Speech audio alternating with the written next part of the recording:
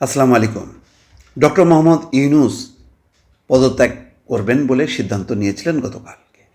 এমনকি তড়িঘড়ি করে একটা ভাষণের খসড়াও তৈরি করেছিলেন তিনি। কী ছিল সেই খসড়ায়? এই নিয়ে কৌতূহল শুরু হয়েছে। কি বলতেন তিনি?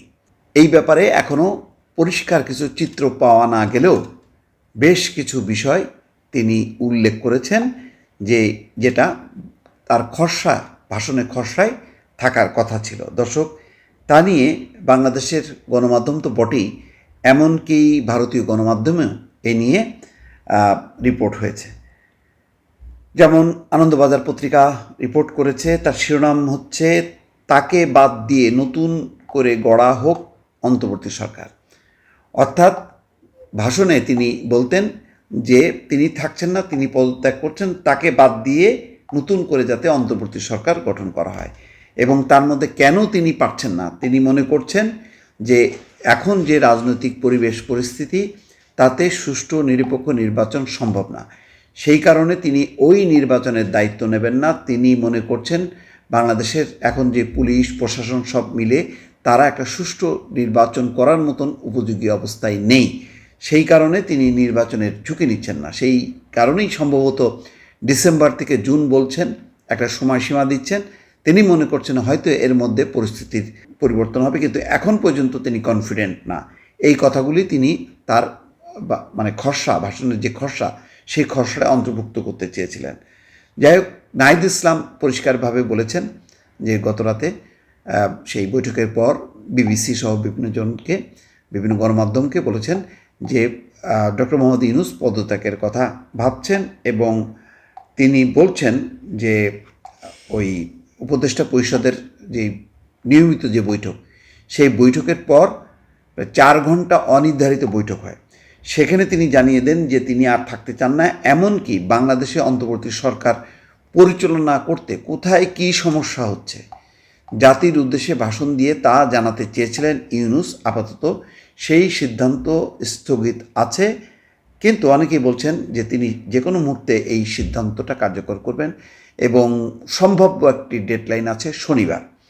অর্থাৎ শনিবারের মধ্যে তিনি এমন একটি ভাষণ দেওয়ার জন্য প্রস্তুতি নিচ্ছেন, যদি না এর মধ্যে নাটকীয় কোনো রাজনৈতিক পরিবর্তন হয়। অর্থাৎ প্রধান যেই দুই পক্ষ যারা বেঁকে বসে আছে, সেনাবাহিনী এবং বিএনপি, তাদের সঙ্গে যদি আপোষ রফা না হয়, তাহলে সম্ভবত তিনি শনিবার ভাষণ দিয়ে তিনি তার দায়িত্ব তিনি ছেড়ে দেবেন। বৃহস্পতিবার দুপুরে ঢাকায় অন্তর্বর্তী সরকারের উপদেষ্টা পরিষদের নিয়মিত বৈঠক ছিল। সেই বৈঠক শেষ হওয়ার পরেও ইউনূস তার উপদেষ্টা পরিষদের সঙ্গে দীর্ঘক্ষণ আলোচনা করেন। সূত্রের খবর, সেখানেই পদত্যাগের ইচ্ছা প্রকাশ করেন প্রধান উপদেষ্টা। জানান, বাংলাদেশে প্রতিদিনের আন্দোলন, রাস্তা আটকে রেখে দেশের নানা প্রান্তে বিক্ষোভ নিয়ে তিনি সার্বিকভাবে হতাশ। যেই সংস্কারের লক্ষ্য নিয়ে তিনি অন্তর্বর্তী সরকার শুরু করেছিলেন, তাতে বিভিন্ন রাজনৈতিক দল একমত হচ্ছে না। ঐকমত্য কমিশনের সঙ্গেও তার প্রধান অধ্যাপক আলী রিয়াজের সঙ্গেও কিন্তু কথা বলেছেন, এবং কথা বলে তিনি বুঝতে পারছেন যে ঐকমত্য তৈরি করা একটা কঠিন দুরূহ ব্যাপার। ফলে সংস্কার কাজ শেষ হবে এমন কোনো ভরসা তিনিও পাচ্ছেন না। তার কাজের নানা দিক থেকে অসহযোগিতা করা হচ্ছে, অর্থাৎ তিনি কাজও করতে পারছেন না। বৈঠকে উপস্থিত সূত্রকে উল্লেখ করে প্রথম আলো বলছেন, জাতির উদ্দেশ্যে ভাষণ দিতে চেয়েছিলেন ইউনূস। ভাষণের খসড়াও এক পর্যায়ে প্রস্তুত করা হয়ে গিয়েছিল। কোথায় কী সমস্যা হচ্ছে দেশের মানুষের কাছে তা তিনি তুলে ধরার সিদ্ধান্ত নিয়েছিলেন। তবে পরে জাতির উদ্দেশ্যে ভাষণের সিদ্ধান্ত স্থগিত হয়, তা নিয়ে আবারও আলোচনা হতে পারে।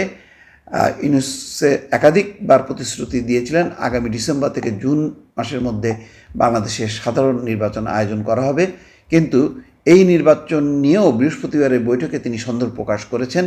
দেশের যা পরিস্থিতি, তাতে নির্বাচন এলে তা আদৌ অবাধ এবং সুষ্ঠু হবে কিনা তা নিয়ে নিশ্চিত নন খোদ প্রধান উপদেষ্টাই।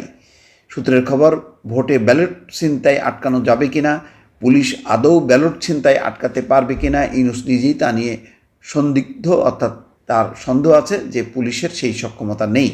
এই পরিস্থিতিতে নির্বাচনে ব্যর্থতা, কাঙ্ক্ষিত সংস্কারে ব্যর্থতার দায় তিনি নিতে চান না বলে জানিয়েছেন। দর্শক, বুঝতেই পারছেন যে তার মানে সব কিছু মিলায় সংস্কার কাজ হচ্ছে না, নিরপেক্ষ নির্বাচন করার মতন উপযোগী অবস্থা এখন তৈরি হয়নি। এই সমস্ত কিছু তিনি তার খসড়া ভাষণে উল্লেখ করে এবং দায়িত্ব পালনকালে এই যে প্রতিনিয়ত অবরোধ, বিক্ষোভ, দাবি দেওয়া, এসবের কারণে তিনি যে কাজ করতে পারছেন না, পুরো বিষয়টি তিনি জাতির সামনে তুলে ধরতে চেয়েছিলেন। যদিও তা স্থগিত আছে, কিন্তু যে কোনো মুহূর্তে তিনি এই বিষয়গুলো সন্নিবেশিত করে জাতির উদ্দেশ্যে ভাষণ দিতে পারেন, এমনটাই বলছেন বিভিন্ন সূত্র। দর্শক ভালো থাকবেন, আল্লাহ হাফেজ।